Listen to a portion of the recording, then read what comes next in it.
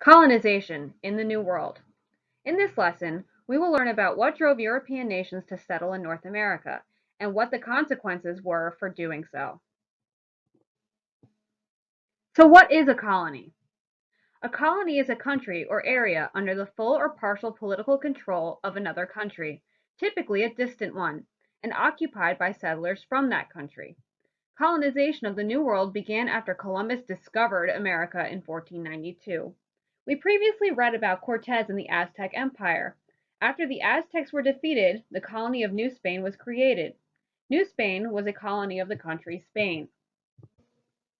So you may be asking, why colonize? There were many benefits from setting up a colony.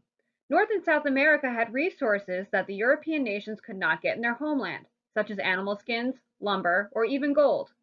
Many people believed that they could find treasure in the New World. Also, it was a competition for world power. The more land and resources you had, the more powerful your country was. Now let's discuss Spain and its colonies. As we have read, the Spanish settled most of Central and South America looking for gold. Cortez discovered the Aztec Empire and its wealth. Spain took over the area of present-day Mexico easily because, 1, they had better weaponry, and 2, the various other tribes of that area were happy to join against the warlike Aztec nation. Also, Ponce de Leon settled in Florida and took it over in the name of the Spanish crown. It was named Florida for the very beautiful flowers that were found there. Now, this area was also inhabited by Native Americans, and as we've read, the Spanish were very quick to get rid of them. So think about it. If it was that easy for the Spanish to defeat the natives, will it be as easy for the other nations to defeat them as well? The Spanish and slavery. As seen with Columbus, Spain made use of the native population and enslaved them on plantations. Plantations are large farms worked by laborers who live there, mostly slaves. A plantation is usually dedicated to growing one crop at a time. The Spanish also tried to convert the native population to Christianity, which was the major religion of Europe at the time.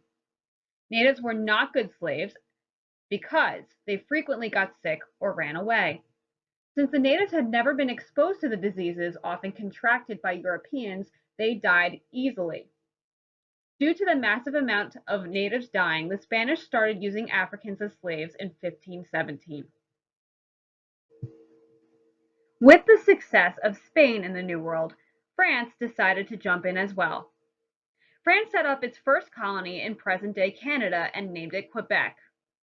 As the colony expanded, it became known as New France.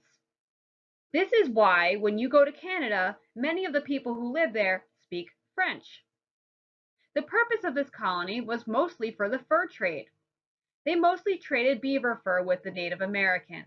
They also would send the fur back to France and make clothes from it. The French would gradually expand into present-day United States territory. The Dutch and the New World. The Dutch come from a country called Holland, which back in the day was very rich. The Dutch set up its North American colony in present-day New York and named it New Amsterdam. Its purpose was primarily for trade, but since it was so unorganized, it would later be taken over by the English and renamed New York after the Duke of York. So all of this sounds really great for the European countries, but let's talk about the impact on the Native American population. Native tribes got along with the Dutch and the French through trade. However, the tribes began fighting because they were unhappy that other tribes were trading with these foreigners. So many wars started between the tribes. Another consequence of colonization was the overtrapping of animals for food and fur. This led to the dying out of many species of animals. So let's think about it. How else could colonization impact the natives as time goes on? And finally, England and North America.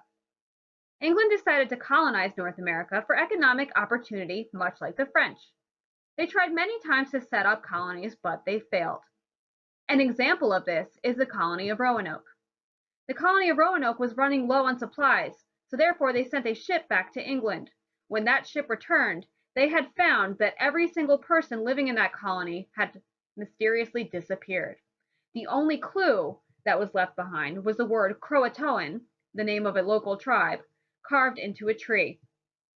No one's really sure where these people went to, but finally in 1607, the first successful permanent colony was located at Jamestown, which is in present-day Virginia. So we're coming to the end of colonization in the New World. Let's take a look at the map. The blue denotes land that France has. The pinkish red is what Great Britain owns. The blue and pink stripes denote land that was given from France to England in a treaty. And the orange represents Spain. So let's look a little bit closer. In my mind, I'm thinking, if France had to give up this land to England, there must have been some kind of issue. Do you think there might be other issues? Let's take a look at the boundary between England's land and France's land. It's very close together. Can you predict what might happen between the colonies and France's colonies? What issues might these people end up facing? In summary, colonization was a way for European countries to expand their power and compete for world dominance. Without the colonization of the New World, our history in America might be very different than what it is today.